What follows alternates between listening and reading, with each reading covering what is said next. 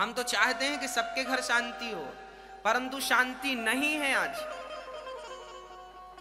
सास में शांति नहीं, बहू में शांति नहीं, पति में शांति नहीं, पत्नी में शांति नहीं। तरुणी प्रभुता गे है श्याल को बुद्धिदायक। घर घर में झगड़ा चल रहा, भाई भाई में झगड़ा, पिता पुत्र में झगड़ा, पति पत्नी में झगड़ा, देवरानी जिठानी में झगड़ा, सास बहू में झगड़ा, सारा घर झगड़े से भरा है। सबकी अपनी अपनी राम कहानियां है ना। हम तो निवेदन करेंगे आपसे कि झगड़ा कोई करे भी तो आप चुप रहा करो। कहते हैं ना, घी डालने से ही आग बढ़ती है। घी ना डाला जाए तो आग जली है तो बुझ जाएगी। पानी भी मत डालिए आप, आग बुझाने के लिए आप पानी भी मत डालिए। आप केवल वो सामग्री डालना बंद कर दीजिए जिस सामग्री से आग धधकती है ना। लकड़ी मत डालिए, कंडे मत डालिए, घी मत डालिए, अपने आप बुझ जाएगी। जलेगी कब? तो ऐसे ही आपने हमें गाली दी और हमने भी गाली दे दी तो ये घी डालना हो गया। जब आपने गाली दी तो हम चुप हो जाएं।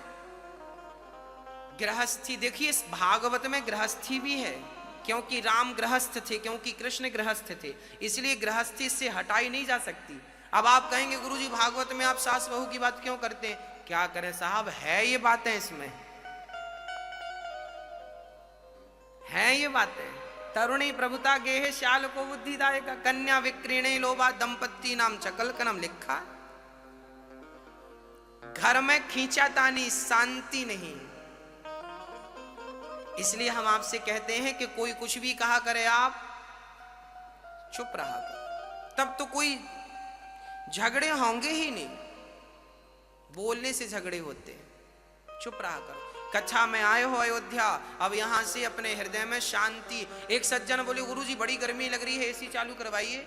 हमने कहा भाई कर दो एसी चालू। एसी चालू, महाराज जी एक और एसी लगवाइए, यहाँ पे एक एसी से काम नहीं बन रहा। हमने कहा फिर सुनो, अब तुम्हारे कमरे में एसी की जरूरत नहीं है, तुम्हारे दिमाग में एसी की जरूरत है। कमरे में एसी लगी है पर दिमाग में हीटर चल रहा है।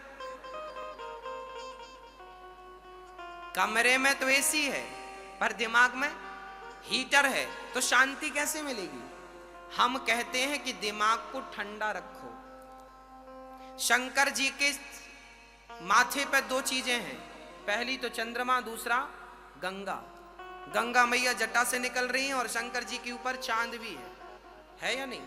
क्यों? ये दोनों शीतल हैं, गंगा भी ठंडी है और चांद भी ठंडा है। मानो शंकर जी कहते हैं कि कैलाश पर्वत पर बैठा हूं, रोज मृत्यु का कार्य मुझे दिया गया है, सारा काम करता हूं, पर दिमाग को ठंडा रखना तो शंकर जी ने सिखाया है। हर स्थिति में अपने दिमाग को, पांव हो गरम, पांव हो गरम, वाणी हो नरम और दिमाग हो ठंडा, फिर आप दुनिया को जीत सकते हैं। यदि ये तीन फॉर्मूला आपने धारण कर लिए। पांव गरम होना चाहिए, अर्थात पांव में मतलब चलते रहो, काम करते रहो। यदि काम धाम करना बंद कर दोगे तो रोगी बन जाओगे।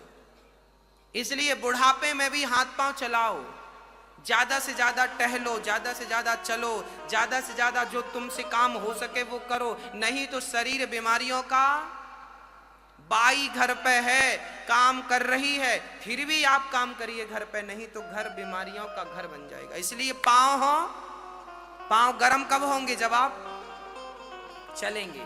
पांव हो गरम और वाणी हो नरम। वाणी कैसी हो? नरम हो। कड़े शब्द ना बोला करो, मीठे शब्द बोला करो। किसी को बुरा ना लगे ऐसी वाणी बोला करो। आपके शब्दों से किसी को ठेस ना लगे ऐसे शब्द बोला करो। आप छोटे से आदमी से भी बात करें या अमीर आदमी से बात करें, पर आपके शब्दों में प्यार हो, प्रेम हो, किसी को बुरा ना लगे ऐसे शब्द होने चाहिए। वाणी, अच्छा आप कहें तो मैं आपको एक वशीकरण मंत्र दे दूं, जिसको आप पढ़ेंगे देख के ना वो सब वश में हो जाएंगे। कहो तो बोल दूं? याद करेंगे? मैं ये बताओ आप किसको वश में करोगी? यदि हम मंत्र दे दी आपको वशीकरण का, तो आप किसे वश में करोगी? मैया ने बढ़िया बात कही कि मैं अपने मन को वश में करूंगी वशीकरण मंत्र। वाह, देखो हमारी माताएं कितनी समझदार हैं, गहरी गहरी बातें करती हैं, मन को वश में करेंगी। चलिए मंत्र दे रहा हूं। वशीकरण एक मंत्र है, वशीकरण एक मंत्र है। कागा, सुनना, कागा काको धन हरे, कागा मतलब कौआ, कागा काको धन हरे, कोयल काको दे।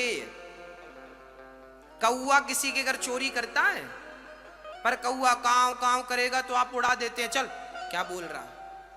कौआ की आवाज आपको पसंद है, परंतु कोयल की आवाज आपको क्यों?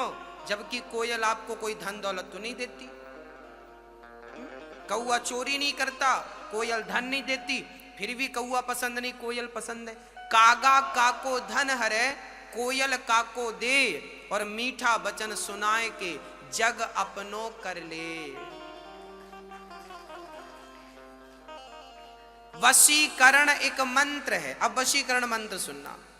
वशीकरण एक मंत्र है, तज दे वचन कठोर। वशीकरण मंत्र क्या है?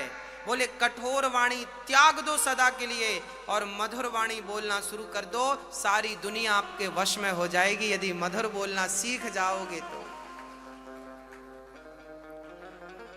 कैसा बोलोगी मेरी माँ? मीठा मीठा, थोड़ा मीठा बोला करो, अच्छे से बोला करो। सम्मान देना सीखिए। याद रखना, सम्मान वही पाता है दुनिया में जो सम्मान देता। इसलिए हम कहते हैं कि गरीब से गरीब आदमी को भी सम्मान दिया करो, छोटे से आदमी को भी आप उसे सम्मान देंगे तो वो भी आपको सम्मान देगा।